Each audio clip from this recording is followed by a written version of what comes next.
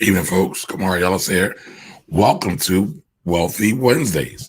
This is the first edition of Wealthy Wednesdays. It's still the Finance Rebel Show, but Wealthy Wednesdays will be the day that I answer questions. So we do Q&A.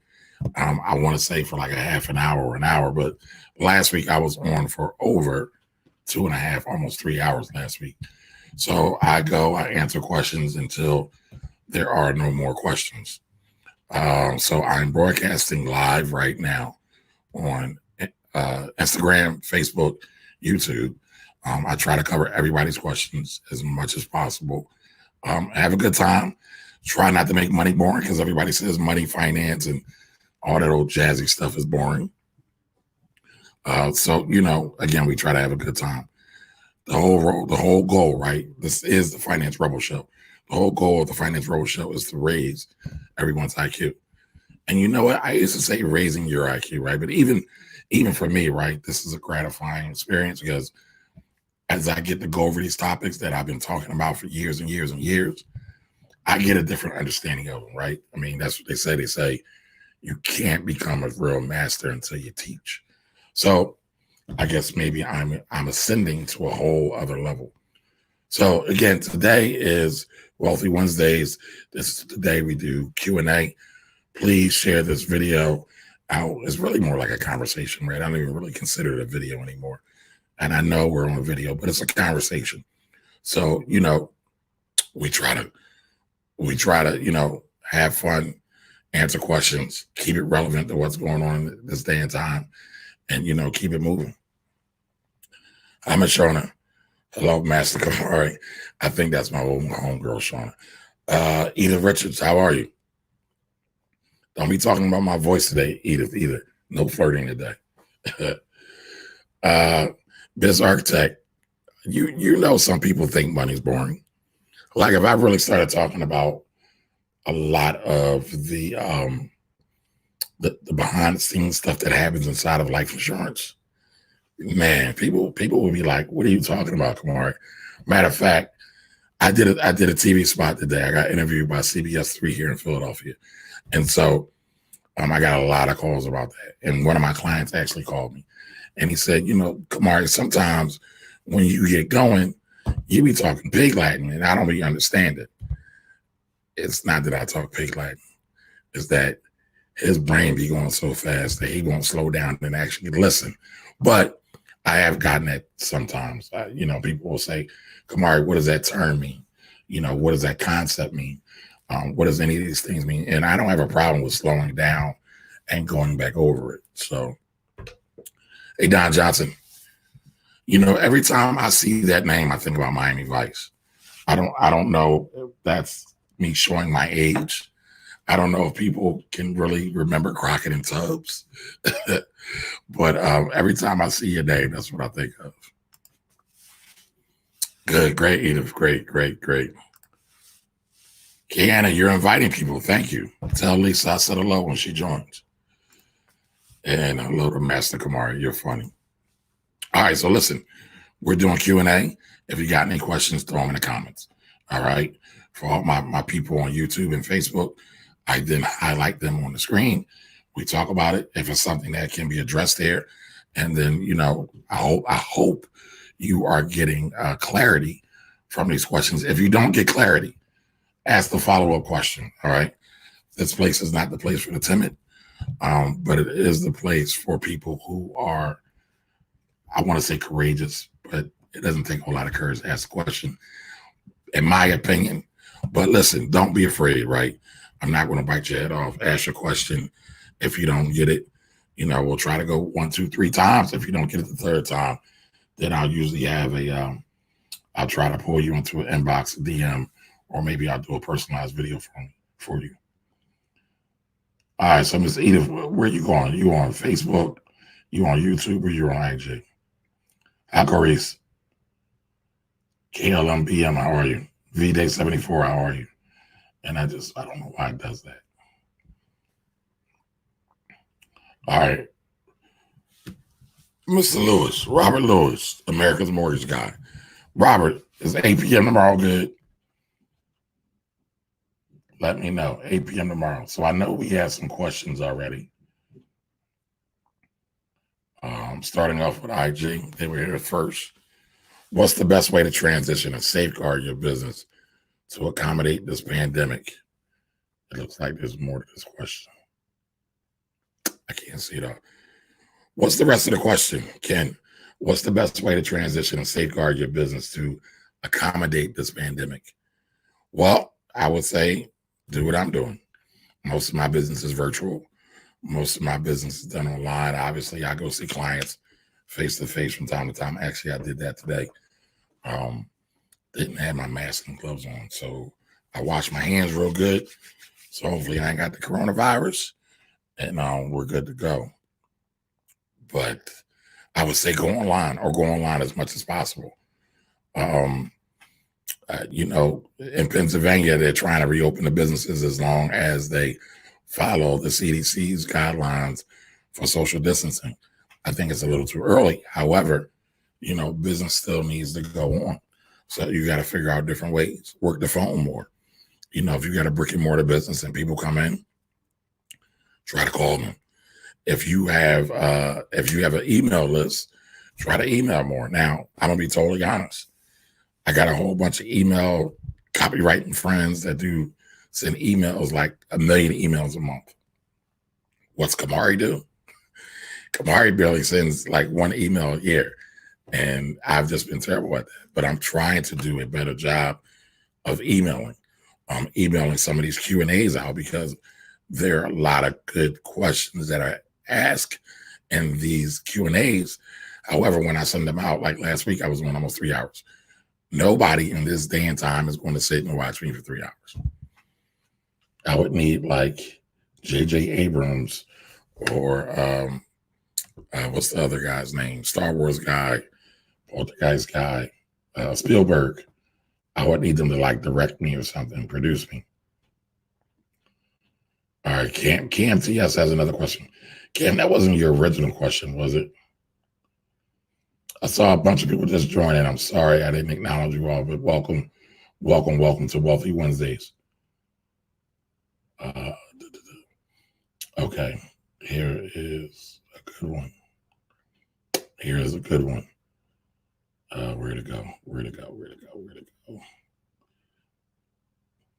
All right, Darius had a question about oil. I'm gonna come to you, Darius. Simple question: what is generational wealth? How do you create the foundation to building generational wealth? All right. So CamTS7 asked that question on IG. Again, what is generational wealth? How do we create the foundation to building it? So I'm going to answer that question backwards. So how do you build the foundation to creating? You know what? Never mind. I want to answer it going forward. What is create generational wealth? So generational wealth is wealth that can be transferred from one generation to another. However, generational wealth isn't all about just dollars and cents or property, artwork, oil mines, oil rigs, gold mines, and things like that. It also has to do with mindset. It also has a lot to do with knowledge. Some of the wealthiest people right now, when they talk about the wealthy, they talk about the Rockefellers, the Vanderbilts, the Kennedys, the Rothschilds. Oftentimes, they also want to pass along that wisdom. So a lot of them will document their life, and they will make sure that their children and their children's children have access to it. And so I don't know if anybody in here is of faith, of Christian faith or anything like that, but they even talk about wealth in the Bible. They talk about it quite a lot, and actually many other spiritual texts as well. But in the Bible, I want to say Proverbs 13:22 says a good man, right? Because they didn't care about women back in the day, only the men. A good man leaves an inheritance for his children's children. So what does that mean? A good man, so let's be PC here because we have to include the ladies in this. A good man or a good woman leaves an inheritance for their children's children. So they're leaving a foundation for their children to start from, right? They're not starting from where their parents start from. They're starting from the legacy, the foundation that their parents built for them. And so the next generation can continue to build, and then the next generation can continue to build off of that. I mean, but even if you think about it, most of my viewers are Black. Most of them are Black that are born in the United States. And so a lot of us come from the history of Americanized slavery, or at least the transatlantic slave trade. Even those that were enslaved, again, enslaved, not slaves, left a legacy and a foundation for us to build off upon. Many might not like it. Many may not feel that it's good. It's not perfect, but we're no longer enslaved, at least not physically. All right, so that's an example of generational wealth. If you look at the Rothschilds, I think the Rothschilds' fortune still supports over 200 families. Not 200 family members, but over 200 families that fall under the Rothschild umbrella. So that's a lot of money. That's a lot of money.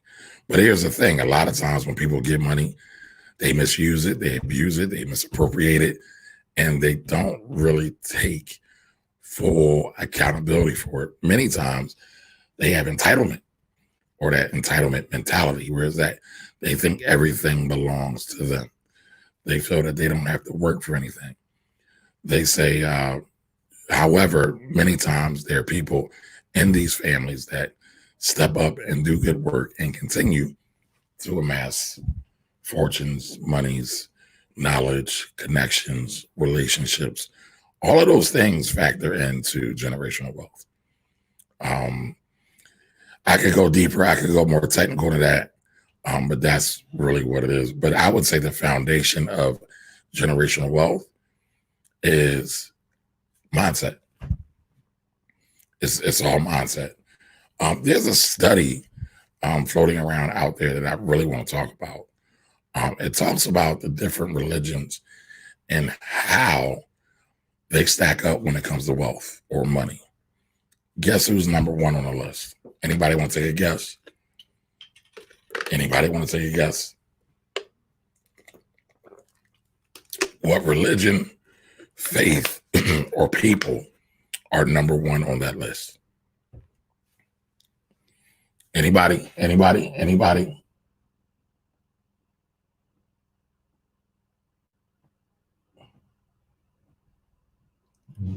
Hey, Joanne, how you doing? Dope Flex, how you doing? Yes, KLBM 251. Yes, the Jews, or the Hebrews, or the Jewish people. They are the number one in terms of wealth creation. Anybody wonder why that is? And listen, you're not going to get me on here having a Jew bashing section. That's not what this is about. And no, all Jewish people are not rich. They're not.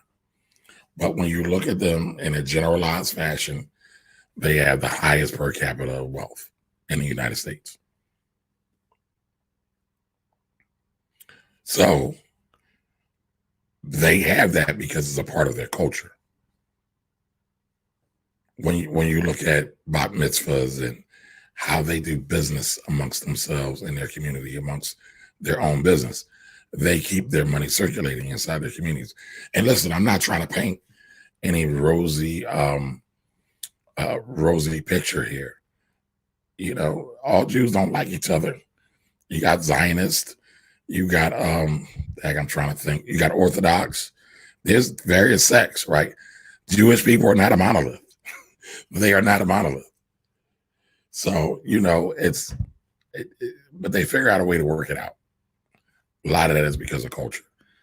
I'm not Jewish. I read a lot of books on them though, because I'm thoroughly intrigued by wealth creation and wealth preservation all at the same time. So I think if you want to see a good study of generational wealth, you can look at a lot of Jewish folks that actually work to build themselves up. I mean, the guy that lives on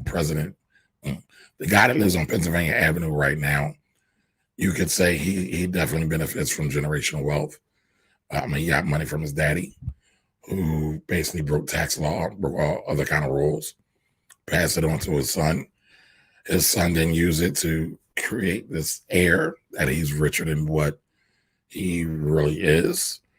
And then now there's another generation, right? So we're talking at least 3 generations. Now the adage is that it takes and I can't think of how it's phrased, but 1 generation to create wealth.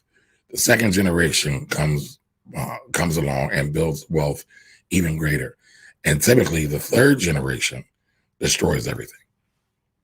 Because usually the third generation is disconnected from the values of the first generation.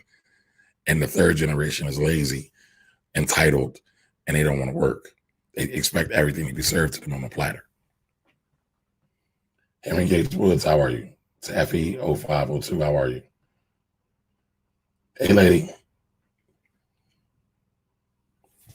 Kelly, by the way.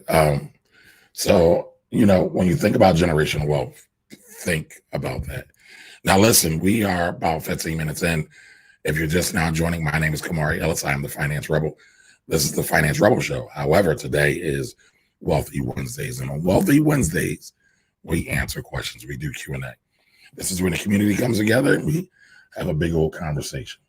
So I know I had a few other questions. All right. So again, back on IG, I'm gonna come to you, Facebook and YouTube in 1 second. Is medical supply stocks good to invest in? Wildlife, not trying to be funny, but that depends on what your investment goals are.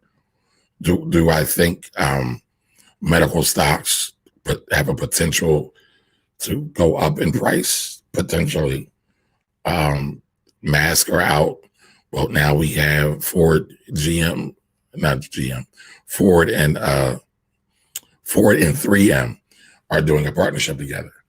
Right. So a lot of times when you have these extreme situations, you have other people come in and kind of fill the gap, fill the void. And so it might be too late for like masks and gloves and things like that. Same thing for pharmaceuticals. Like everybody with Corona, everybody is amped to try to invest in what they can see is being needed right now. And so the key word in there is see, right? What they can see is needed right now. However, the real money was made in the people that were already in it before. Not to say that, the stocks won't continue to do good, but the stock market and the investors have a keen nose and a keen eye for sniffing out deals and circulating money and putting money to work. So a lot of times you want to be in there before the panic hits, before the need really arises, right? It's just like, and I'm gonna pick on the ladies just a little bit, right? Anytime you ask a lady what they want to eat, they don't know. Sometimes they want you to pick, and you ask, and if you pick for them, you're in trouble. So it's almost like a double whammy. So sometimes you go out on a limb and you get them something and you strike gold, and sometimes not so much. But the important thing is you got to keep digging. You got to keep trying. But I would look at some of the medical supply companies. There's a large overlap in some instances with medical supplies and pharmaceuticals, just because they make so much. I'm going to pull up a couple of medical supply company stocks. Now, Quiet Life, why are you interested in medical supply?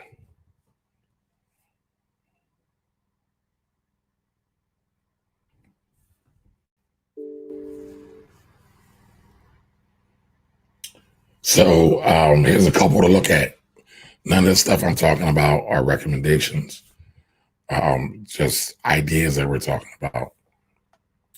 Becton Dixon is a very, very popular one, very, very big one.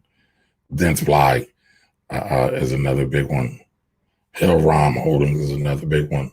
Now, remember, I just said a lot of them kind of overlap with pharma. Here's a company named West Pharma Services, right? So clearly, just by the name alone, it has some pharma either underlays or connections right now.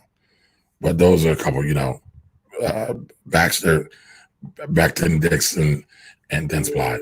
Look those up and start from there. Start from there.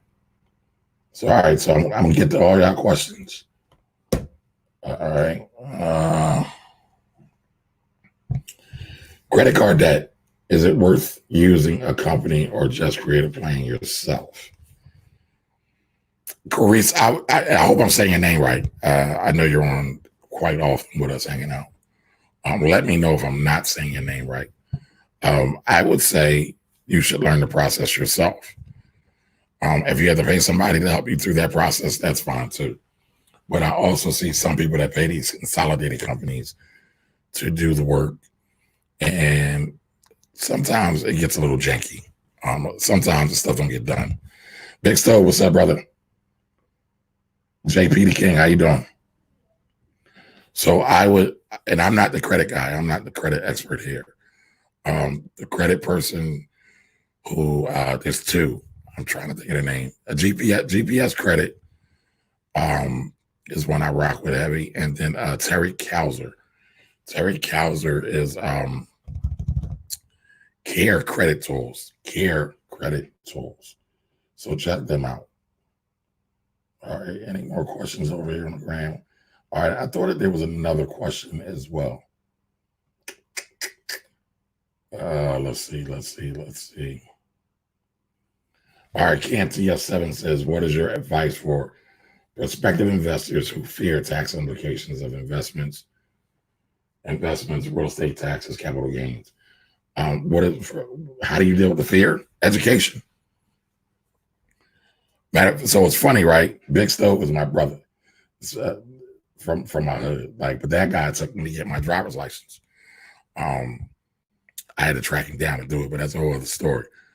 But funny thing is, my mom told me when I got my driver's license, remember, anytime you get in the car, you have your life and the life of the passenger and any pedestrians in your hand. And when I first started driving, I was terrible. But what happened? Education, right? I educated myself. I practiced. I got a lot of advice from my dad. My dad taught me how to drive, like I said. So, I got mentorship. I got guidance. I got help. Like I said, Big Stove, who's on right now, helped me out. Took me to get my license because nobody else would. So it's the same thing, right? And those who first started driving are like a wreck. All parents make jokes about when they teach their kids how to drive because it's scary as hell. But after a while, once they get the knack of it, you make sure you expose them to things. So like my oldest son drives, I made him drive on every type of condition possible. So we were on the highway. We were in parking lots. I started him in the parking lot, right? I think everybody starts in the parking lot. Funny thing is, first time my dad took me out on what's called Lincoln Drive. And if any of y'all are from Philly, y'all know how treacherous Lincoln Drive is. But there was people honking the horn at me. I was going super slow because Lincoln Drive is really windy and like a snake road. And people go fast on Lincoln Drive, way, way faster than the speed limit. However, I just did my thing. I didn't worry about nobody else. So same thing here. When you start investing, when you start getting into these other investments, other deals, other ventures, you got to do your thing. You ain't got to worry about nobody else. I make fun of people who follow herds. I don't make fun of them, but it's so predictable, right? They invest in things. For example, everybody's dogging Grant Cardone. Now, I'm not a super big Grant Cardone fan. I'm not going to say why here, but I'm not. However, what he's getting dogged for right now, though, I think is totally wrong. So he had to stop sending his investors in Grant Cardone Capital money, their monthly dividend check, because of all the Corona stuff we're into. Now, people went and joined his thing because he's Grant Cardone. He's got a big following. He's always online. I mean, people think I have a big following. This dude does multiple thousands of people at a time. And now, people are mad because he has a Bentley. He's got a Rolls Royce. He laid off 42 people at his job. And he discontinued paying out dividends to his investors. Well, when you read the prospectus, right? Well, one, people got involved in that because they got involved mostly because of the hype, the hype of a Grant Cardone. They didn't do their homework. When you get into these type of investments, there's always a clause to say they can shut down redemptions. Always, for various reasons.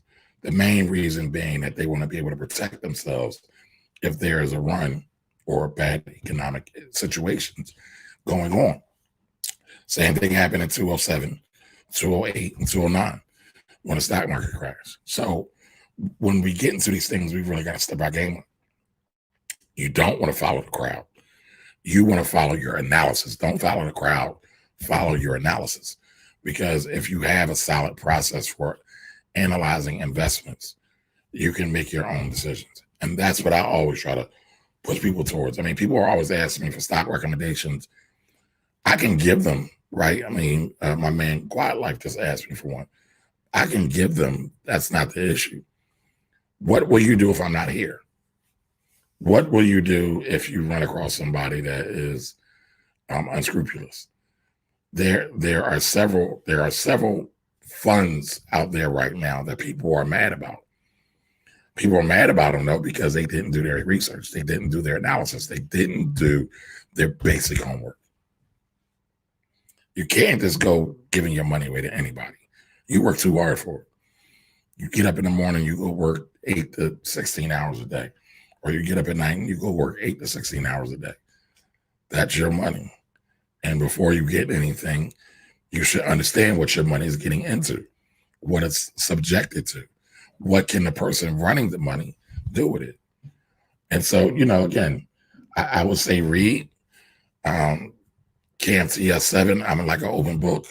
I got over 20 years experience between accounting, financial planning, and Wall Street investing. So my biggest thing is I try to come and give because our community is in dire straits. There's so much misinformation going around, so much. And then we get mad at the simplest thing and be ready to go off. And a lot of times it'd be our fault. Now, a lot of people today are, as I'm looking for this other question, I want to share this other story. A lot of stimulus checks dropped today.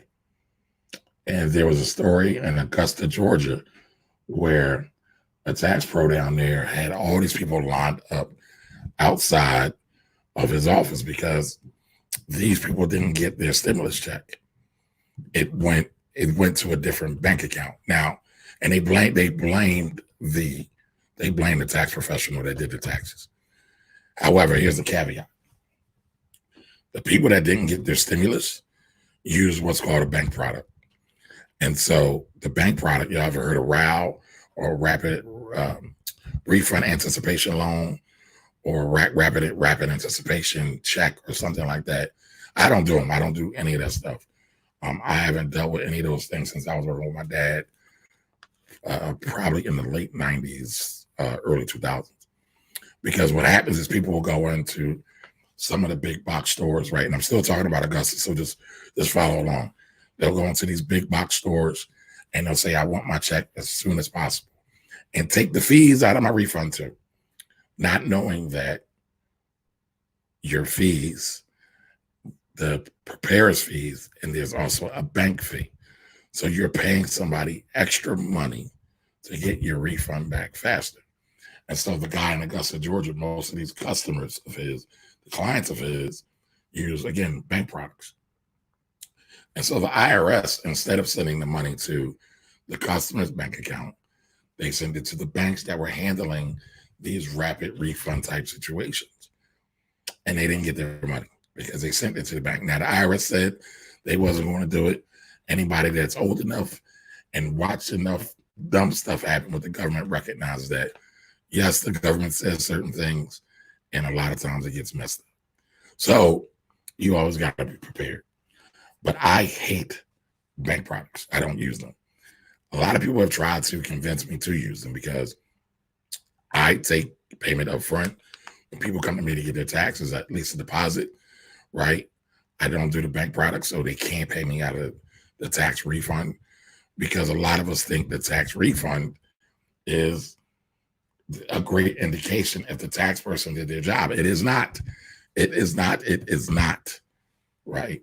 The great indication that it's good is that they followed the law and they prepared your return according to the tax code. So, however, when these people fill out these rapid refunds or these bank product programs, they have to sign a contract.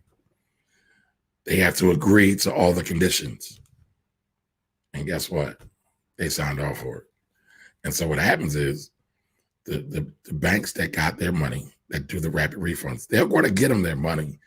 It just didn't happen in the manner in which they thought it was. And then they thought the tax preparer was a crook and took their money, where in actuality, the bank product never sends money to the tax preparer. It goes to a debit card. It might go to the client's account, but they're like the middleman. And so a lot of times they're advancing their money, waiting in anticipation for the IRS to then deliver on that money. And so all the other fees come out first before the client gets that money. But that's a perfect example of you paying extra to get your own money. And so, you got a lot of people up in arms about this. And I haven't read the entire story, but I can just tell I've seen it way too many times. You got a lot of people up in arms about this because they didn't understand the process. And when you don't understand the process, you always get beat up by the process. So I want to say something else. I'm trying to keep it PG. Okay, Darius asks, how do you feel about investing in oil? Hold on. One memento. How do I feel about investing in oil? I don't really feel anything about investing in oil, right? For me, it's not an emotional thing. What I think about investing in oil is that oil is a dying industry. We talked about oil last week. I'm almost certain we talked about oil. Anybody that was here last week, let me know. Did we talk about oil last week? I feel that we did. Listen, oil is very much like radio. When TV came in, it didn't replace radio, but it made radio less relevant. Radio's still powerful, even to this day. But I even still say radio's dying now. However, oil's still going to be used for a long, long time. However, with all these new things coming online, you got solar, you got wind, you got hydro, you got all, and not the hydro that y'all thinking about. Hydro like water. When you use water to create electricity, right? All of those things are oil, not oil. Those are energy producers, right? All of those things can be substituted for oil, or oil can be substituted by those things. So yeah, oil will do well. I think the oil companies that do the best are the ones that are best positioned to take advantage of alternative energies. Like I said, the wind, the solar. I mean, because wind is plentiful, solar is plentiful. You build a big old turbine, and you got to fix it every now and again, but the cost is so much cheaper. I drove cross country in 2017 with my dad. And once you get like past Ohio, it might even be in Ohio, but like once you get past Ohio, you start to see long stretches of wind turbines. And they're loud. Like you'll be in the car and you can still hear them going. And you're clearly, several hundred, if not 1,000 feet away. You can hear them. But wind is plentiful in the Midwest. I mean, wind is plentiful everywhere, and those long stretches of like open land, they're very good. Sun is plentiful. I mean, and the cost of solar has gone down by so much. I mean, it's almost a no-brainer now. I mean, even there's tax subsidies for it. And there were also some other government programs to get solar installed. So I think oil will be around for a long time. By the way, oil companies are paying great dividends right now.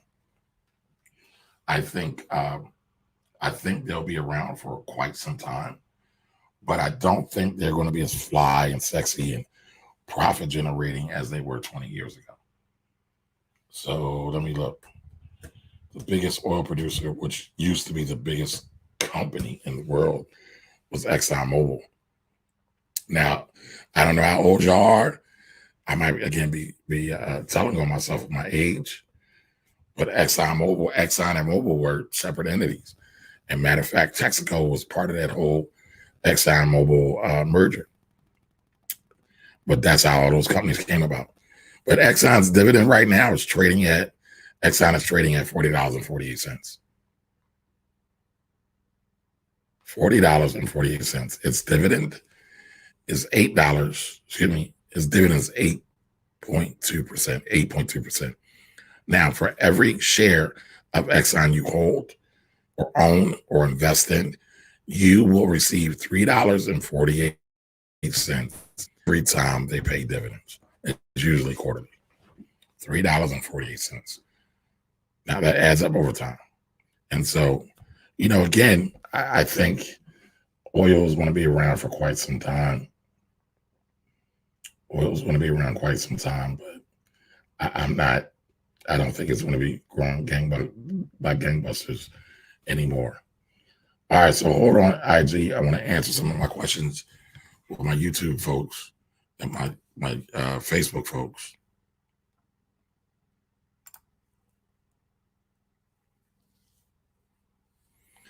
So what names do you need me to type in, Edith? Edith says my voice is mad deep.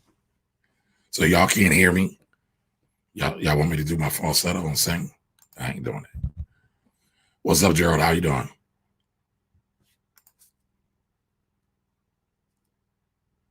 Char Jackson said she was driving for 2 years before she drove Lincoln Drive. Yeah, I would definitely recommend that, if not longer. Edith Richards said, my first drive was over the GW Bridge or the George Washington Bridge. I was so angry at my brother. But hey, he threw you in the fire because they be moving. They be moving on the George Washington Bridge. I have a lot of family in the Bronx, so I have driven across that bridge a million times.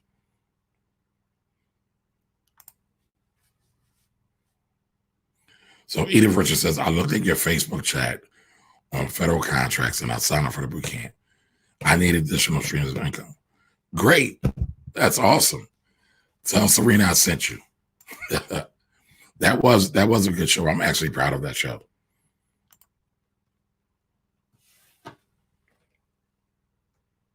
Yeah, I did about 3 hours last week. Yep. So Edith says, I attended a Jewish university. I love my yeshiva. Really? That's interesting. You should share in the comments if I was off base or not when I said their wealth comes from a product of their culture. Or what are your observations about why the Jewish community can build wealth typically better than anybody else? I would be really curious about that. IG, can y'all hear me all right? YouTube, can y'all hear me all right? Don Johnson says the knowledge of wealth being passed down and key ownership in the industry. So I'm assuming you were responding to what is generational wealth. I don't know if you have to have necessarily dominance or ownership in the industry for it to be considered generational wealth, though. Char Jackson, what recommendations? I didn't give any recommendations. What y'all talking about? All right, so Don Johnson says when investing, people need to look past what's going on now and look what will be needed in the future. Yes, amen. Wayne Gretzky says something, right? He says skate towards the puck. Skate towards where the puck is going, rather. Skate to where the puck is going. So if you skate at where the puck is at right now, that's a hockey phrase for everybody. Hopefully I won't lose anybody. You will never catch the puck. You will never get ahead of the puck.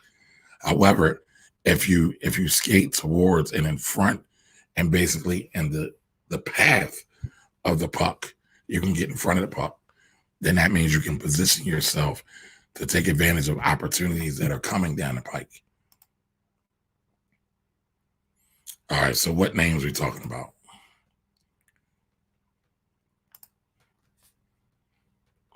Oh, the names of the stock. Listen, everything here is for educational and entertainment purposes only. I have to say that all the time. Educational and entertainment purposes only. Y'all not suing me. I'm not giving recommendations. We just talking about ideas. We just in here family. We just talking about some stuff. I avoided it and used Broad Street to go see fam. Listen, Shar, Broad Street can be treacherous at times too, especially in the morning during rush hour. So thank you, Edith. I feel like I am in university, Kamar's university. I appreciate that.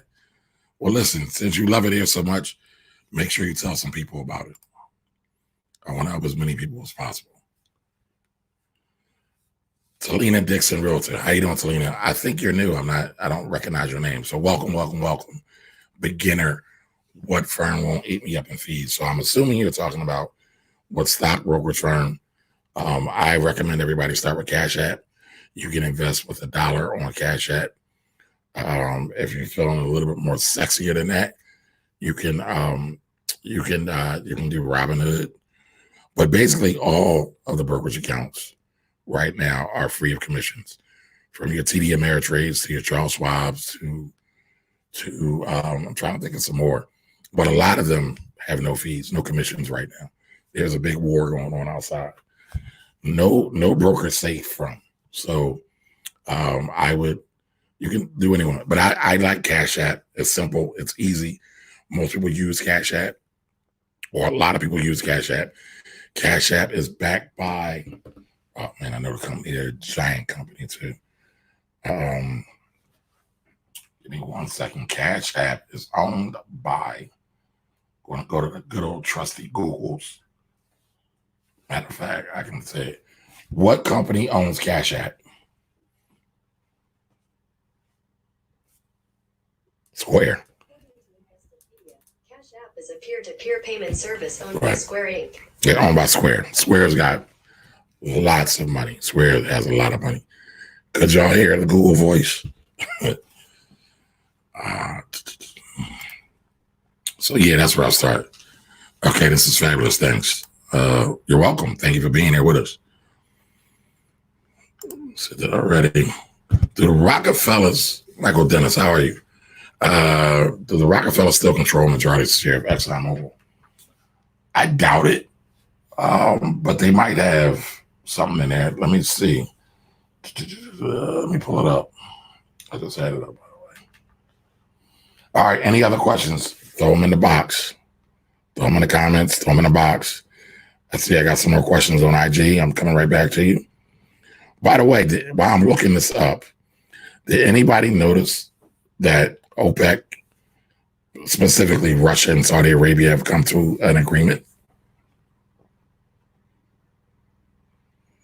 They're cutting production by 10 million barrels a day, all of OPEC. They're trying to support oil prices or prop oil prices up.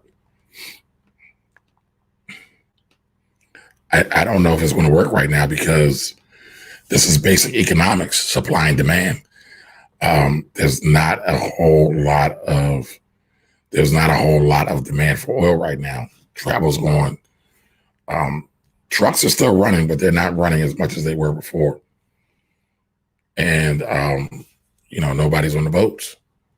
No travel is really on the boats.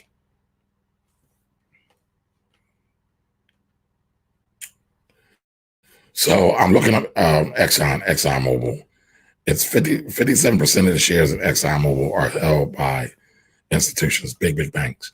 Now, that doesn't mean that the Rockefellers are not behind that, because I'm sure they have some institutional money at play. They probably own a couple of institutions that manage money, but I'm not sure. I can only find 57, and it's not showing me the biggest holders right now for whatever reason. So Kiana says, yes, I'm guessing that was about the sound check. You named some companies to look at for stocks, right? Yes. No. Well, yeah, I did. Listen, I'm always paranoid because I grew up under compliance, under financial advising, right? And you can get in big trouble. Like, part of the reason why I let go of my licenses in the first place is I wouldn't be able to do things like this. I couldn't come on live. Matter of fact, I couldn't even write articles. I'll tell you about that story one day.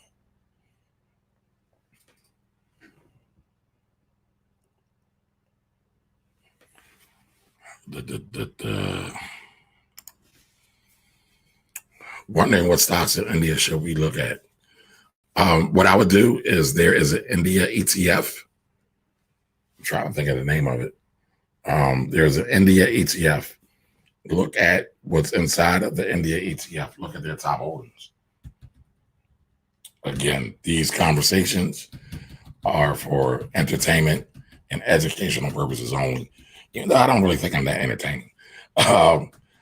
However, none of these are recommendations. None of these are recommendations. Before you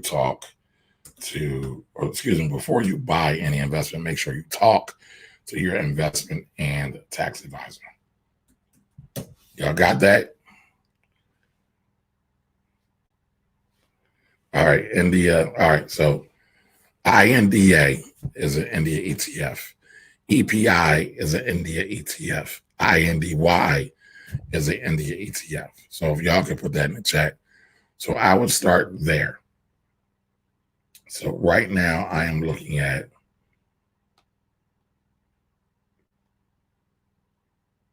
let me go back because the only one of these I've ever invested in is EPI. And I believe that's Wisdom Tree. Right. So let's look at Wisdom Tree real quick. It's trading at $16.69. Now, everybody knows what an ETF is, right? If I feel like I get that question every time. If you don't know, I don't mind going over it. But an ETF stands for Exchange Traded Fund. Exchange Traded Fund. It's like, you see my coffee cup? Coffee goes inside of it. What else can I put inside of this cup? I can put water. I can put juice. I can put soda. It's just a holder. So ETFs put different investments inside of their cups or their buckets. Stocks, bonds, commodities, currencies, sometimes overseas, or a lot of times overseas investments like in India. So EPI, the definition or the report says EPI offers exposure to Indian equities, right? Equity is just another definition for stock or stakeholder. Weighting individual holdings by earnings instead of market capitalization. I'll explain that another day. For investors who want to overweight India equities in their portfolios, this ETF is one of the many options. So basically, if you have a portfolio already and you really, really like India and you think India as a region or as a country is going to explode and do really, really well based on your homework, based on your analysis, then you might want to buy this, and they would say you're overweighting India because you might own a lot of it. India EPI is a nice option for investors who want to load up on India but believe cap-weighted methodologies are less than ideal. That's, yeah. So right now in that fund, they have $591 billion just in that fund alone. And let me see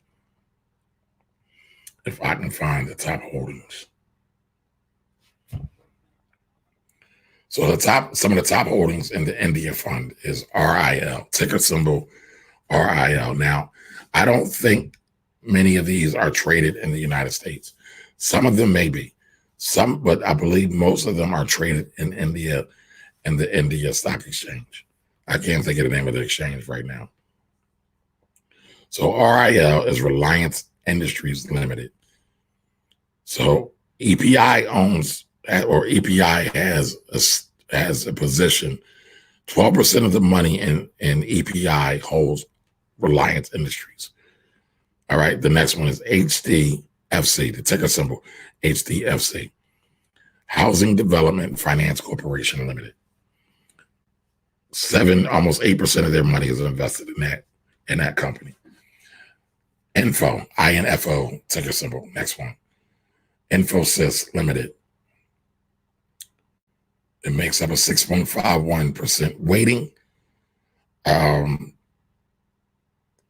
know that's an infotech company. That's a very popular company, but that's another one of the top companies in India. Most of these will be your top companies in India. Next one, ticker symbol TCS, ticker symbol TCS, S. Tata Consultancy Services. They're very popular as well. So, you can look them up. Uh, a good resource to look up different ETFs or different ways to invest through various ETFs is etfdb.com. All right. So you can start there, and you can just look at the top holdings, and you got to do your research and see how much they have. See, when I say see how much they have, I'm talking about how much information that they have. All right.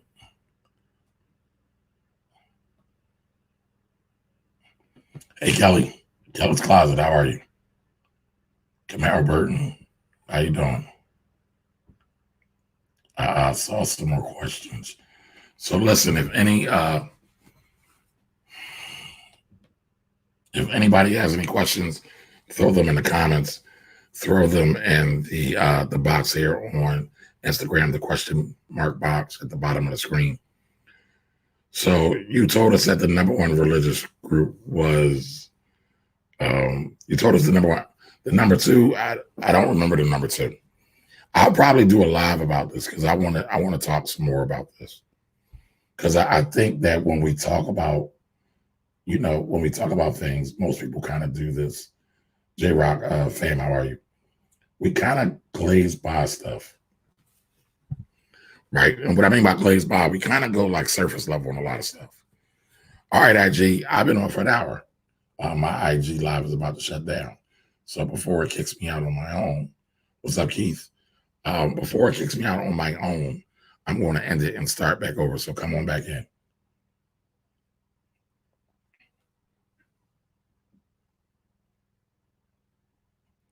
So any other questions over here? Facebook, YouTube? Let's see, EPI.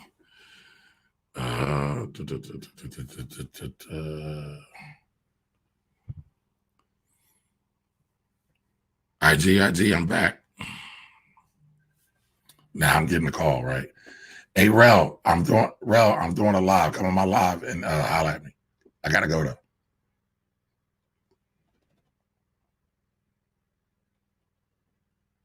Oh man, see, it messed up my whole situation here.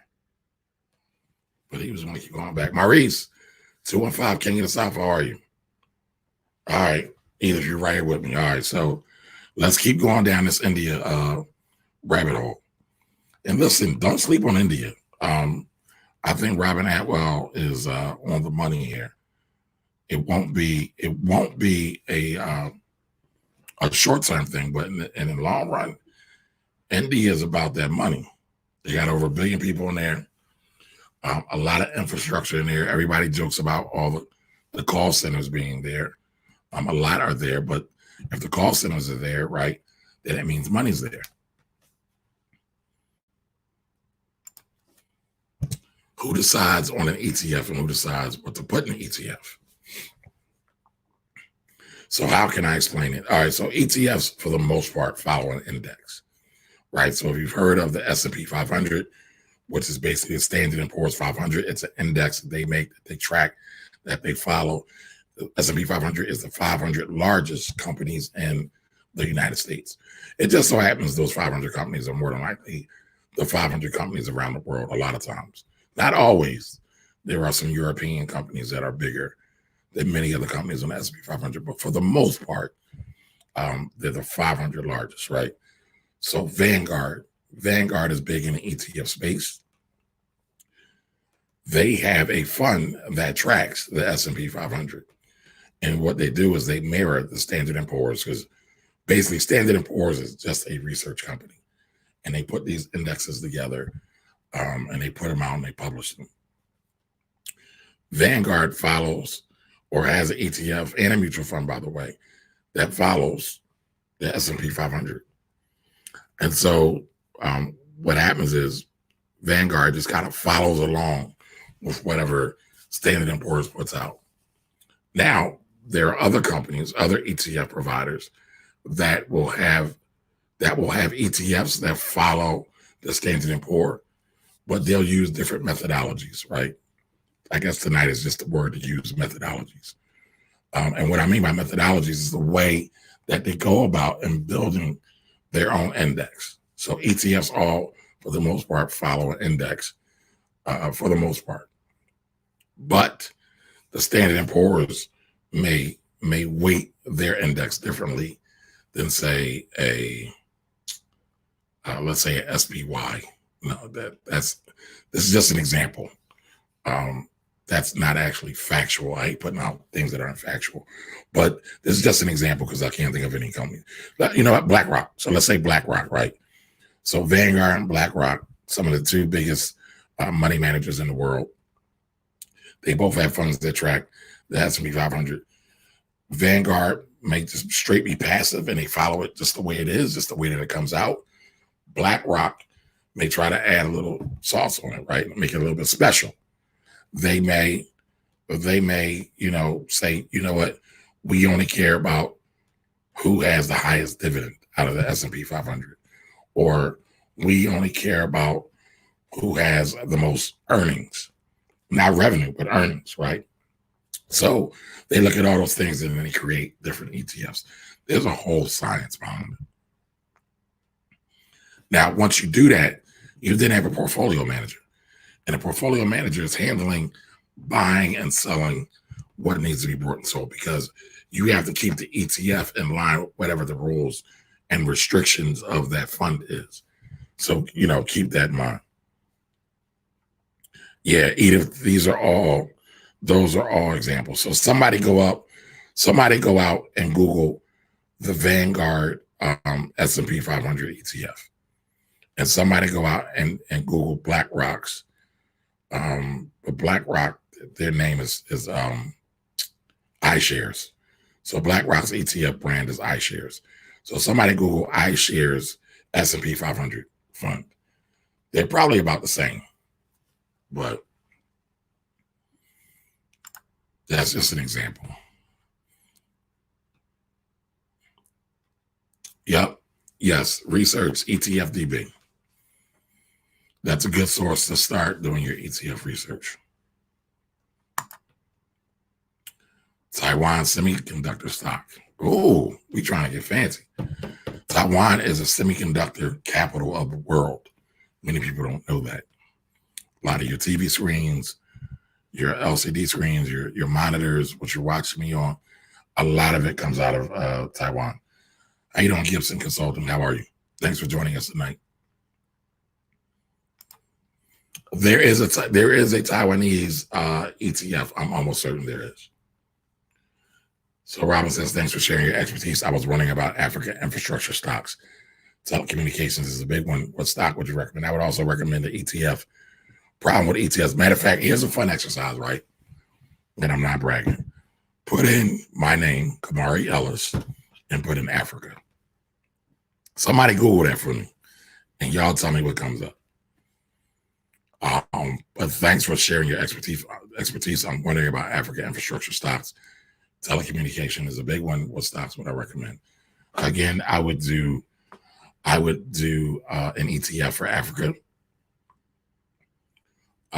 Africa is weird, and not in a bad way. Africa is still growing. Africa is still not totally developed, but Africa really has a lot of opportunity and a whole lot of potential. I mean, Africa has some of the fastest growing economies in the world right now. Excuse me. Angola, I need to look at that, by the way. Angola has been running pretty fierce. ATIA has been growing very fiercely over the last couple of years. But a lot of Africa ETFs are very, very financial and bank heavy. They are very, very financial and bank heavy. So, so some people complain about Africa and say there's a lot of corruption. There is, to a certain degree, but to a certain degree there isn't. I also feel Africa investments get a bad name because they're black. I'm just being honest. So, you know, all the aspersions, all the stigmas that come along with being black or African still exist to this very day. But when you look at places like Ghana, even Nigeria, quick fun fact for y'all. Where do y'all think the majority of the oil that's made for gasoline in the United States comes from? Anybody got it? Anybody know? Anybody know? All right, well, I'm not going to nerd out too much with y'all. Nigeria. The oil from Nigeria, for the most part, is the oil that they use to refine gasoline in the United States. I kind of gave that one away, right, Edith? That wasn't really a good lead up. All right, so Robin, you said, what does that mean? What are you talking about? What didn't I explain well? Did I nerd out too hard on you?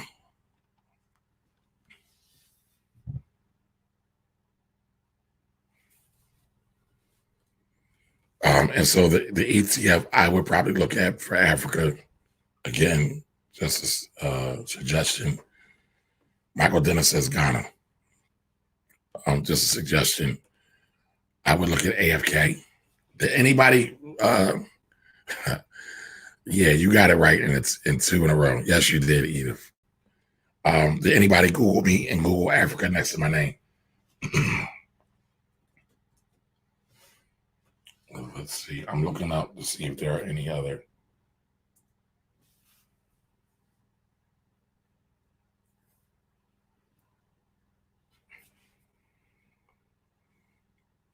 But yeah, and telecommunications companies, you got to be careful with in Africa, because a lot of times they are using mobile phones. Oh, so you don't understand bank heavy. Okay. So there's not many broad Africa ETFs. And what I mean by broad Africa ETFs is that ones that invest throughout the entire continent of Africa. Most of them, and I'm going to read through them right now. So most of them are South Africa. They did have a few Egypt and Middle East type ones. I think they still do. Oh, wow. They have a Nigeria one. I didn't see that. Right. They have an Egypt one, and they have another South African one. Those are the top 5 ETFs. So the top 5 African, this actually should be a separate post. I might have to do this. The top 5 African ETFs are EZA. That's the ticker symbol, right? It's the iShares, MSCI. MSCI is another group of people like Standard & Poor's who creates these benchmarks. But it's the iShares the iShares MSCI South Africa ETF. It has $234 million in that fund. AFK, this is the Van Eck Vectors Africa Index ETF. It's the broad Africa ETF. It has $35 million in that fund. NGE has $29 billion in their fund. And that's the Global X MSCI Nigerian ETF. Van Eck Vectors Egypt Index ETF. All right, so EGPT.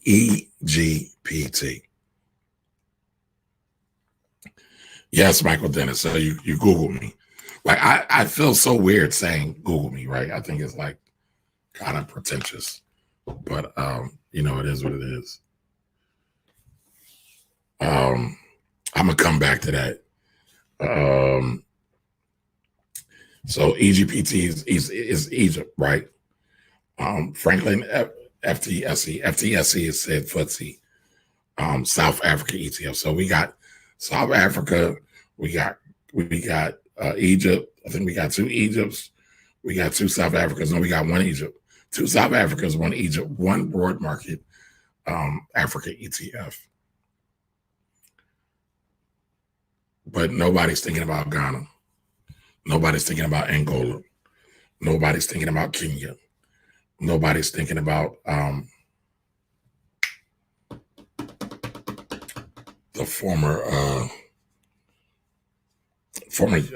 Uganda. Former Uganda is the Congo, or the Democratic Republic of the Congo. Nobody's thinking about those. This phone that I'm broadcasting on, I wouldn't be able to do it without the investments from Africa. A lot of the diamonds come out of Africa. A lot of the gold comes out of Africa. All right, so I am opening the VanEck Vectors Africa Index ETF, and I'm going to holdings. So one of his biggest holdings is Barrick Gold, which is a gold miner, right? It's a gold miner. NPN, Naspers Unlimited, never heard of them before. Safaricom PLC. ATW is a bank. I can't pronounce the name. CBKD is another bank. It's Commercial International Bank of Egypt. Guarantee, that's the ticker symbol. Guarantee Trust Bank, another bank. Angola American, I'm not sure what that is. I Am Gold, which is IAG, another gold company. TLW, I want to say it's Twello Oil. And Bank Popular is ticker symbol BCP. And then you have FM, which is First Quantum Minerals. Doesn't sound like any of those are talking. Oh, there's one. MTN Nigeria Communications. Now, I'm not sure, just because it's got the name communication on it, though, doesn't necessarily mean it's telecommunications, right? It could be anything. So you got to do your research, especially in places like in Africa or Latin America or anywhere that's still kind of lagging behind, right? And I'm just talking about current day lagging behind, not necessarily lagging behind overall. But you got to do your homework. And I'll be honest, sometimes, or actually a lot of times, these investments in these foreign companies are really hard to do any real analysis on, unless you're like boots on the ground and you're going there to do the research. All right. So thank you, Michael Dennis, for complying and helping me out. Appreciate it, sir. Michael says, I see you are a hard hitter with an article or two on Seeking Alpha. Yeah, so I've written plenty of articles. Again, that's one of the reasons why I almost got fired many, many years ago. I wrote an article for Seeking Alpha. Seeking Alpha is probably one of the bigger analyst sites. So you can't just write something. It's not like a blog. It has to be approved. And then they will come for you in the comments. Some of the heavy hitters over there, some of the vets will come for you in the comments. So I tend to hold my own. All right, lithium. There's lithium in Africa, but there's also lithium in South America. I want to say Peru.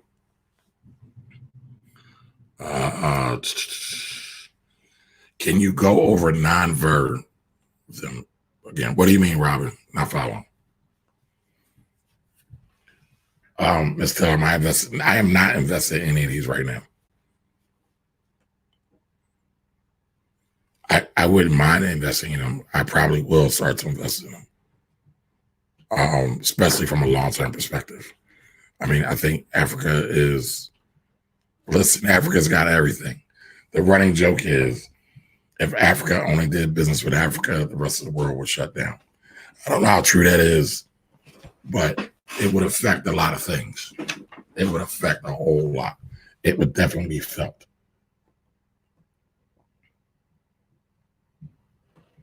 '80s Baby 215, how are you? Thank you for joining us tonight. Yes, Ms. Edith, information and entertainment purposes only. Yeah, it takes a lot to get on there. And I haven't written as much. I actually love the writing process. It's so long. So I've been doing a lot more video. And at some point, I want to take these videos and convert them, many of them, to podcasts. But, everything takes time. Can I go over the African stocks again? How about this, Robin? I've been on almost an hour and 10. Do this. Go through those ticker symbols. Look at the holdings on each one of those ticker symbols, and then come back to me with any questions you might have. That fair? Is that fair? I don't know that acronym. That's like young folks like DYOR. Somebody help me out. What does DYOR mean? Ms. Edith, you want a podcast?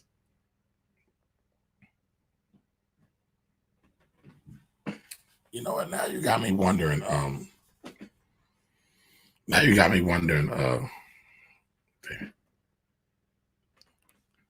Let's see. You got me wondering now. I wonder if I can buy any of these African ETFs on my Cash App account, because I use my Cash App account while I'm investing.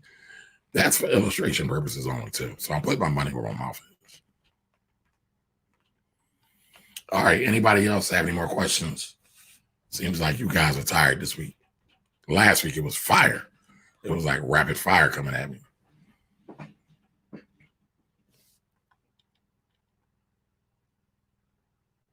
Melanie Dalton, how are you, sir? Thank you for joining. I want to say a lot of lithium is made in Peru, just off the top of my head.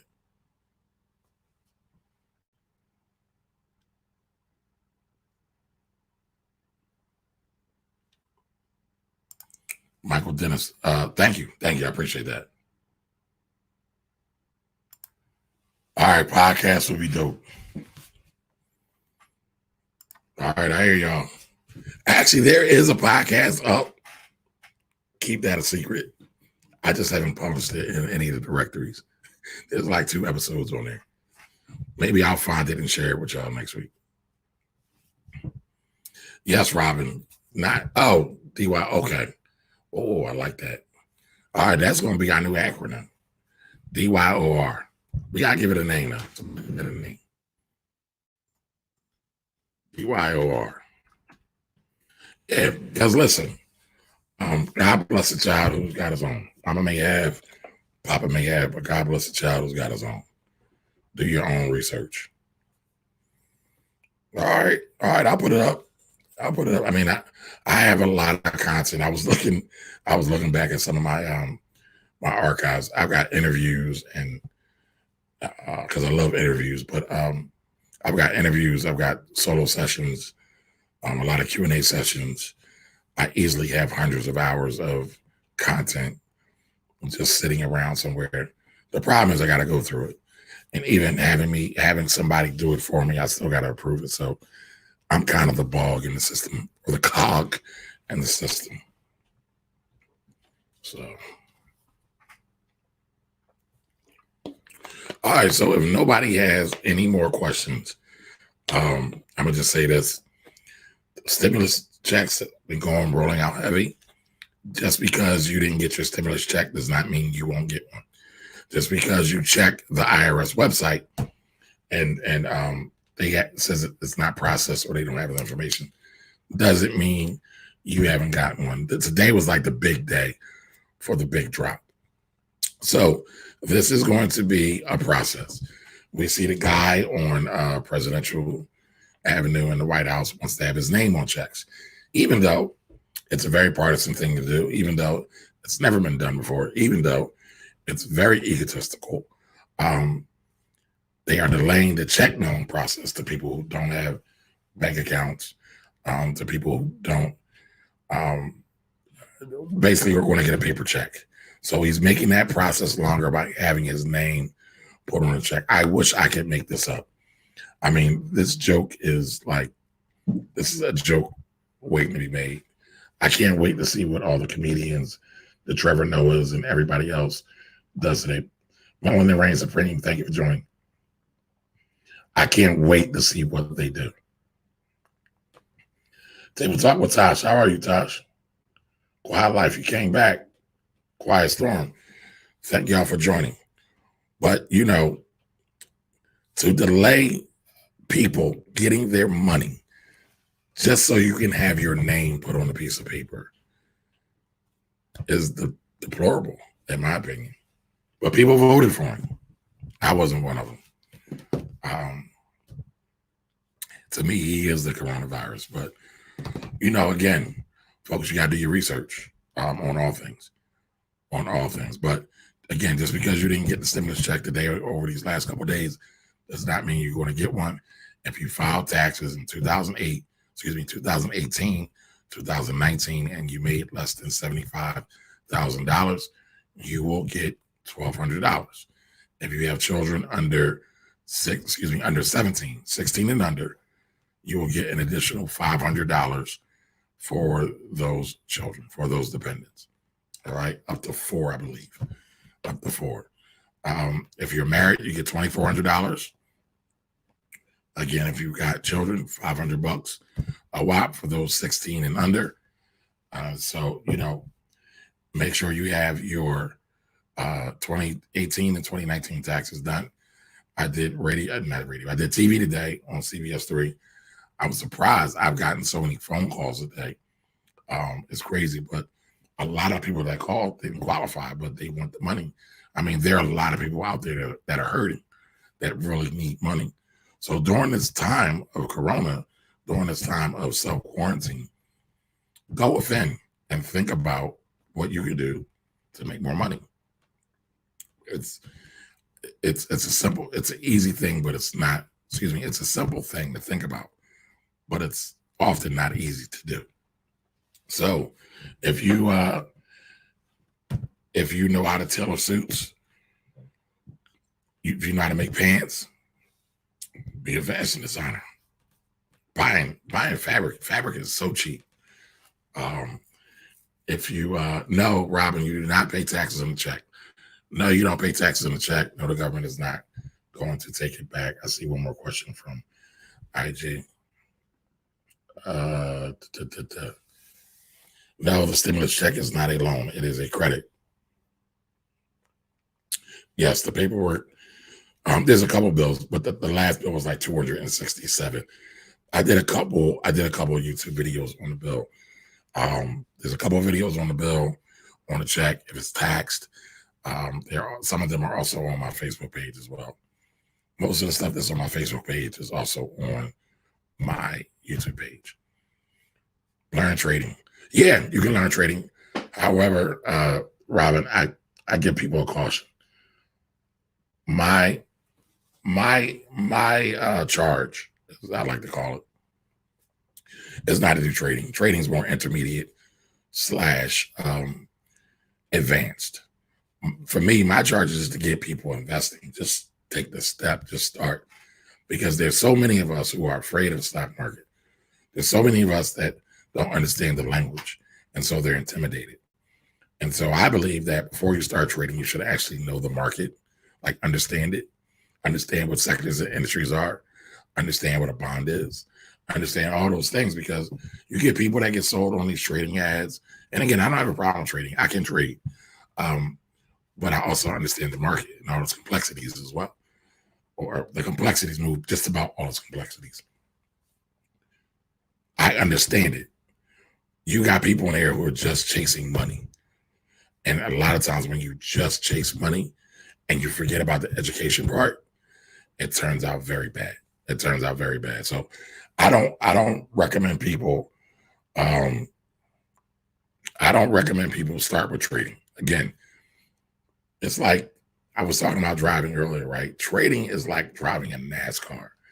Most people don't even have their learner's permit, right? So to me, investing is getting your driver's license and just starting to fill out the room.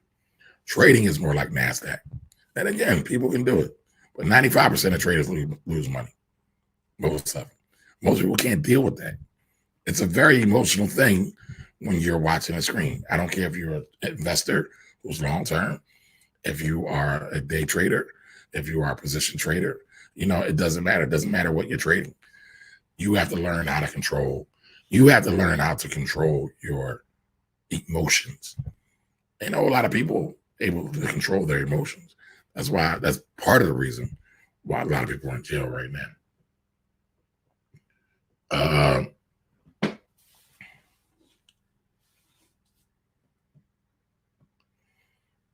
Your mom wants to teach you how to sew. Proverbs 31, thanks for joining. So your mom wants to teach you how to sew. Or your mom wanted to teach you how to sew. Listen, I crack jokes on YouTube University and Conspiracy Academy all the time, but there's a lot of good resources on there. If you want to learn how to sew, I am sure there's a channel on there dedicated to learn how to sew. And if you are creative and you can do things, try it out. I mean, a lot of times people say they don't know what they want to do. They're tired of their job. They don't know what they want to do, but they're not trying different things. Try different things. How y'all doing? Proverbs 31, international-ish. I Soul Child. Thank y'all for joining. All right, so Alton just asked me, Melanated Alton. I love your name, by the way. Melanated Alton just asked, do I have 3 suggestions of how people can put their stimulus checks to use? That's exactly what I got interviewed on CBS 3 for today. So 3 things. I think the first 3 things, right, and it's different for different people. But for the first group, and I'm going to do 2 groups. People who do not have stable income, right? You can say I am in that group. I'm a small business owner, self-employed. My cash flows go up and down, right? I have people that sometimes like to skate off and not pay me. That affects cash flow.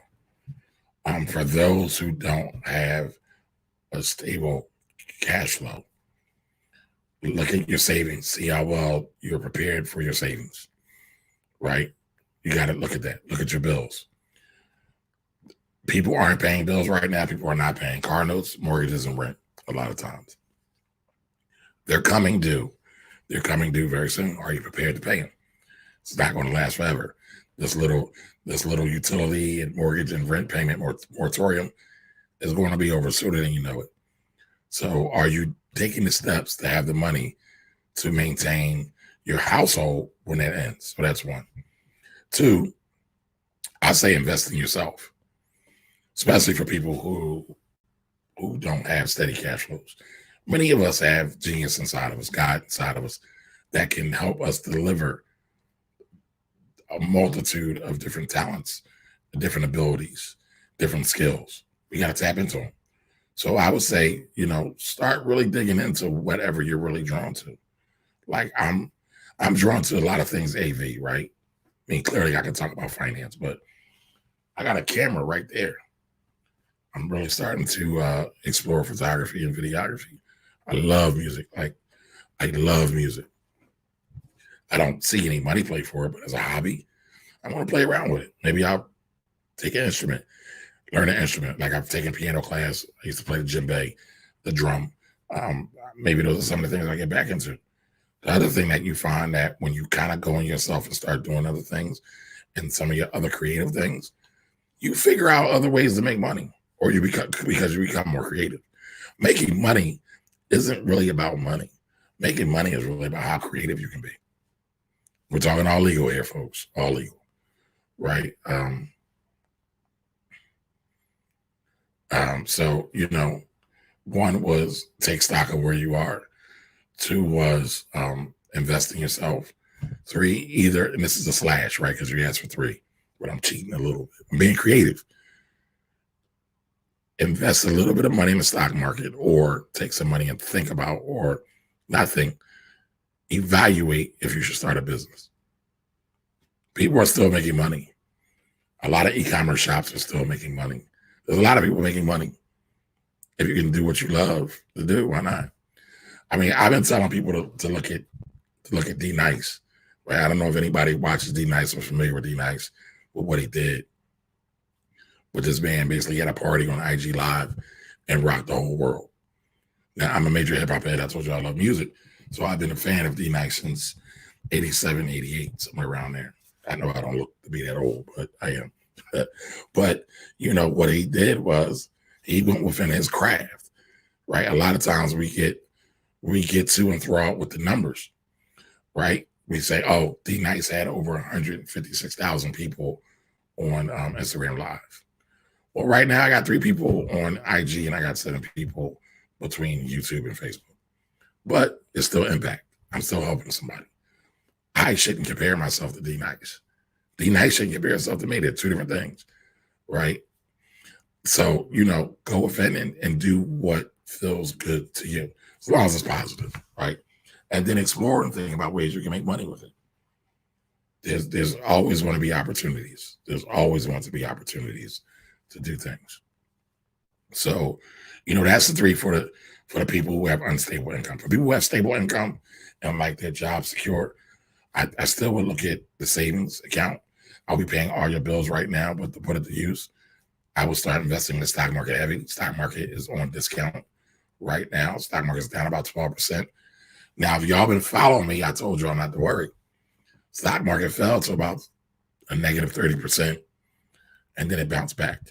Now, it's still going to continue to bounce back, but now is a great time to start investing with a little bit of money, right? I'm never telling anybody to go drop 50K on the stock market. I always say, take $25, take $10, and just start investing regularly and start studying, right? Start studying these companies, figure out how they make money, figure out where they make money, figure out does the management team has a history and a track record of making smart decisions.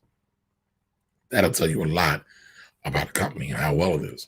If you look at Apple, Apple has a proven track record of dropping great products for the most part, right? They do great marketing. Warren Buffett just said they're probably the greatest running company in the world. To get an endorsement like that from the Buffett, from the Oracle, that says a lot. And he is not the tech guy. He does some tech now, but he's really not the tech guy. But, you know, look at those companies. Even now that Steve Jobs is no longer here, he's transitioned on. God bless the dead. He's still, his blueprint's there. Now Tim Cook is the CEO. I wouldn't be surprised if Tim Cook stepped down in a couple of years and started off living his life doing something else. I mean, it's hard being a CEO because you got the whole world on your shoulders and you're never off. People never think about that as they denigrate and put down CEOs for their pay, but they don't understand that part of it. But, you know, start doing that. Start investing. And again, if you have stable income, start a side hustle, side business. It could be anything. It could be, I also sell on eBay from time to time, right? Now, my eBay sales are trash right now because, I don't know, I probably said a bad spot. I probably need to lower my prices. I haven't sold anything in a couple of months, but there's still great deals everywhere. And I can still be building up inventory because when things change, I'll be able to make money, but, you know, start a side hustle. However, at the end of the day, you have to realize that the power that you have is your power. If you give your power away to somebody else, it's your fault. So when we sit around and we walk around here and we say we're broke because of the man, is it really the man?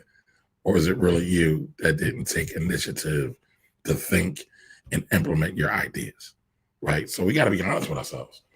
Oh, man, my man, our man is money. What's up? What's up, Wendell? That's my Monopoly brother right there. Last time I played him, I won. I heard he's on a winning streak, though, lately. So, Edith Richards, you listened to me about the stock market. You said you're proud that you listened to me. Well, I'm proud that you listened to me, too. You made my day.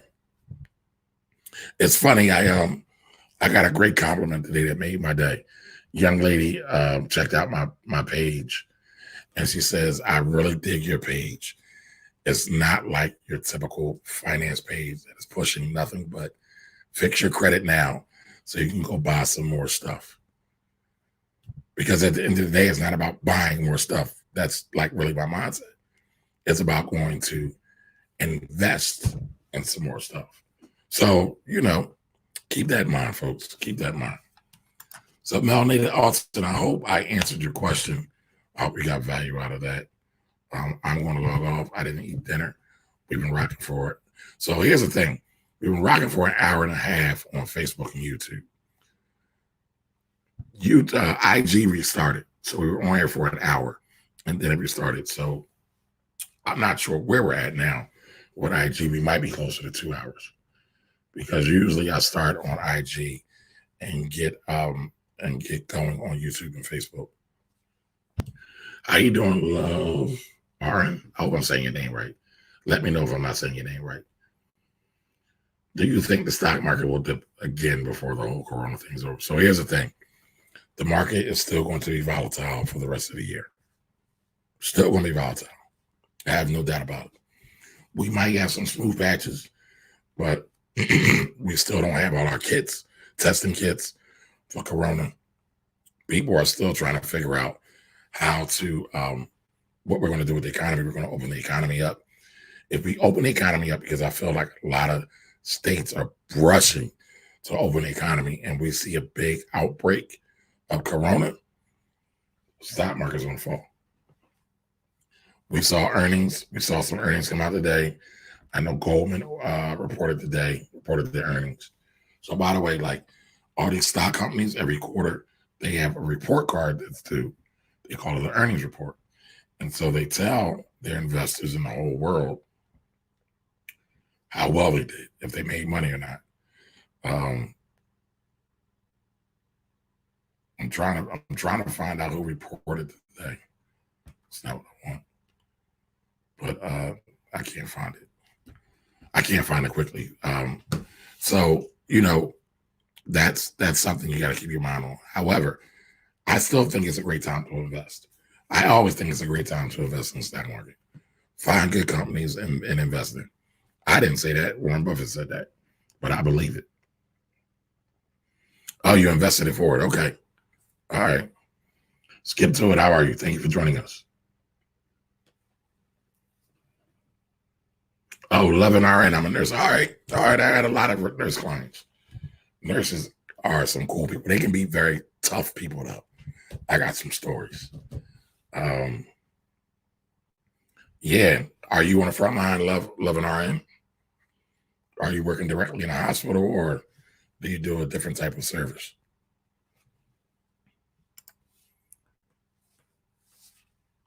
Melanie, I appreciate that, Melanie. I never disappoint.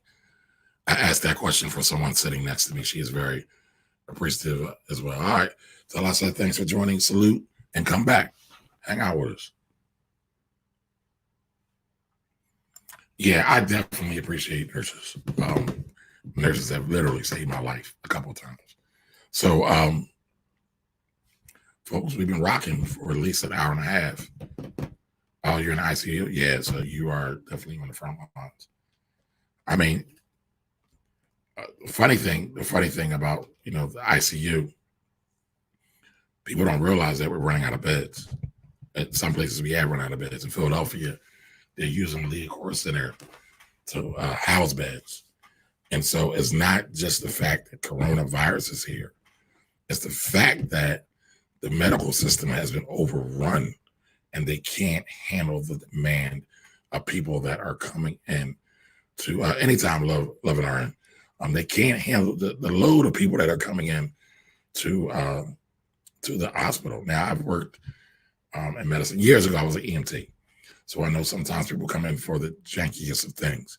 However, they still have to be seen. They still have to be treated. It still takes time. Mr. Miles, how are you, sir? I'm on here doing my Wealthy Wednesday thing. As always, Chef Jeff Cole, how are you? Thanks for joining us. So, there's a lot going on. There's a lot going on. Everybody's saying the world's going to change. I'm not sure about that. I think the world may change some, but I think after a while, people tend to forget. People have short-term memories. Not trying to compare this to 9/11, but everybody was scared. And so after 9/11, it was right back. You hit 2002, 2003. It was right back to business as usual. So my thought is things will be back to business as usual after we get about 6 months to a year, 18 months out of this. Now, the thing I'm really worried about is that a lot of people aren't paying their rent. A lot of tenants are not paying their rent. You got rent strike parties going on in Philadelphia right now. If the landlords can't pay their mortgages, then what happens? And how many of them are in the same situation? How many of them are in the same situation? So if the tenants aren't paying the rent, if the people aren't paying the mortgages, we got 17 million people unemployed right now. Who knows if companies are going to hire them right back right away? I think we're still in for some rough days, weeks and months. However, I believe in the human spirit. I believe that we will overcome this at some point. And I believe that as the U.S. economy goes, the U.S. stock market goes. Excuse me, the landlord's not paying their mortgage. Sorry. The landlord's not paying their mortgage. So I said, if tenants are not paying their rent, how can the landlord pay their mortgage? That's what I meant to say, at least. So seems like we got a couple more questions. All right, so Edith says she can hem some pants, but can't make an outfit. Listen, how many people are going to? A lot of people are going vintage, right? How many people are going to need their clothes altered? I think there could be a business there. I think there could be a business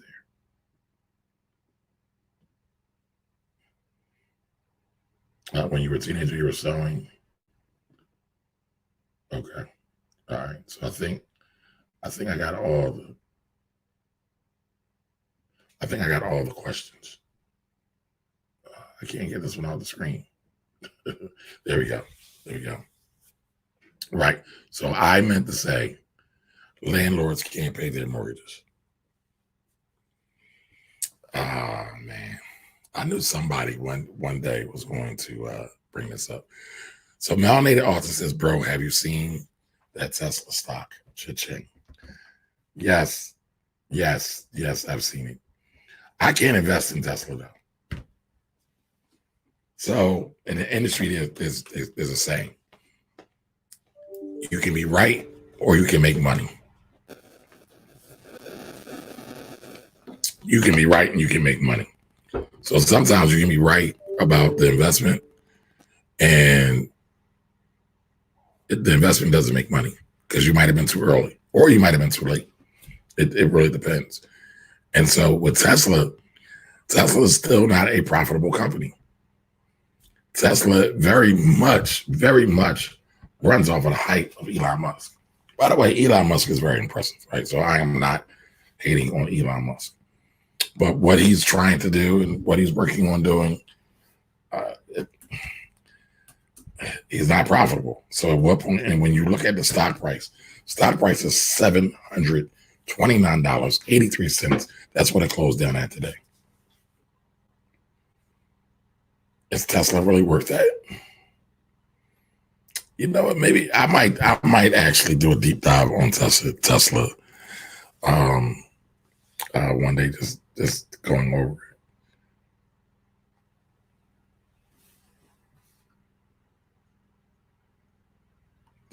Tesla sales in China surged 450%. And listen, here's the thing, folks. I'm gonna tell you this now. I'm wrong sometimes. Clearly, I've been wrong with Tesla, quote unquote. But I don't see the value in Tesla at this point, at this price point. It's too expensive. $7.38 billion. That's what they reported in December of 2019. Net income, $105 million. So they were profitable. Net profit margin, 1.42%. And if we were to get in, you know what, let's do that real quick. And then I'll sign off because I ain't ate dinner, y'all. My children ain't ate dinner. I ain't had no dinner. So let's do this. I'm going to look up Tesla. We're going to talk about it. Tesla's ticker symbol is TSLA. So you all can follow along. Go on to finance.yahoo.com, or if you have the Yahoo Finance app on your phone, you can follow along. Tillman Financial, how are you? Thanks for joining us. If you're still on, I see some people fell off. All right, so let's look at Tesla. So when you go on to yahoo.finance, go to details, you see the financials coming, and you see that trend. Total revenue, $24.5 billion. Nice number. Net income, right? That's after everybody's paid, all the utilities paid, people paid, products brought. Net income, negative $863,000. Wait a minute, negative $862 million, excuse me. So I don't know where that other number came from I was reading. But like I said, they're still not profitable. You know what? That was probably the quarter number. I'm reading the annual number right now. They're still not profitable. And matter of fact, so the net income in 2019 was, like I said, negative $862 million. Net income in 2018 was negative 976 million, right? Almost $1 billion. Net income 2017, 1.9 billion, almost 1.6 billion. Negative income in 2016, negative $674 million. So they don't make money, but they're trading at $700. Like, that makes no sense. So that's an example of a stock that has totally separated from real analysis, from their fundamentals. It's running off of pure emotion because people love Elon Musk, and that happens sometimes. I believe it happened at times with Apple. I believe it has happened at times with Microsoft. I'm trying to think. It's happened at times with Facebook. There's a few others. They separate from reality. So, is it a good company? The verdict's out. Now, I just want to say this before I jump off, right? There's a difference between a new stage company, right, that has all the potential in the world, and you may want to jump in on it. However, once you recognize that they're not being run properly, or maybe they oversold their product, right? And what I mean by oversold, overhyped. They overhyped the product. That there's too much hype, right? There's a whole bunch of sizzle, but there ain't no steak there. It's all hat, no cattle. If y'all know any of those metaphors, right? So when you look at things like that, that happens a lot. That happens a lot. And when I talked earlier today about Grant Cardone, that's what people are complaining about, that he made these big promises and these things, and now he's not paying out any dividends, and he's laid off 42 of his employees. That happens. Did he oversell it? Maybe. But to not expect that, I don't know. So for me, when I look at Tesla, it's like, all right, y'all selling cars, y'all moving units. They say the product is impeccable. They say it's phenomenal. But what does that mean? At the end of the day, if nobody's making money. And maybe they will turn it around. I don't know. So 11RN says, for me personally, I need more of a track record. Tesla is too new for me, just my personal opinion. That's fine. I mean, I'm all about people developing their own investment process. Yeah, I'm just the guy. Like, I'm just here to help. You have to do the real work. How you doing, Rob Ass 732? Thanks for joining. But at the end of the day, you got to do the real work. If you don't want to do the real work, you're not serious. If you don't want to do the real work, and this is with anything in life, right, you're going to stay in the same position. That's why a lot of people are poor. And I am not poor shaming. I was on welfare as a child and as an adult. And I definitely empathize with them. And I do feel that a lot of people need help. And I find it, and I'll say this, and I'll get off my rant. off my rant and soapbox, I say this: I find it really interesting when people that got help demonize the people that are getting help now. So that's all I have to say, folks. Listen, if y'all have any questions, we'll be back here next Wednesday, Wealthy Wednesdays, same Rebel time, same Rebel channel, 8 p.m. We'll be here doing our thing. If you have any questions, submit your questions to me. You can send me a text, right? Send me a text at 484-278-1357. Again, 484-278-1357. All right. Last thing, I need a favor. Got to favor you folks. Please subscribe to my YouTube channel. I'm trying to grow that thing. My channel is youtube.com/Kamari Ellis. Is my name. And it's funny, right? Last week I did a push. I think I was down like 13 from getting 2,000. Now I'm at like 2,031. So people still have been subscribing. I appreciate all of you. I thank you all for pushing my channel up past 2,000. Getting some inroads. So as always, I'll be here to answer questions and help everybody increase their financial IQ. I thank you all for joining this first inaugural session of Wealthy Wednesdays, since we are now changing the name officially. And like I said, we'll be doing this every week at 8 p.m. All right, folks, have a great night. Bye-bye.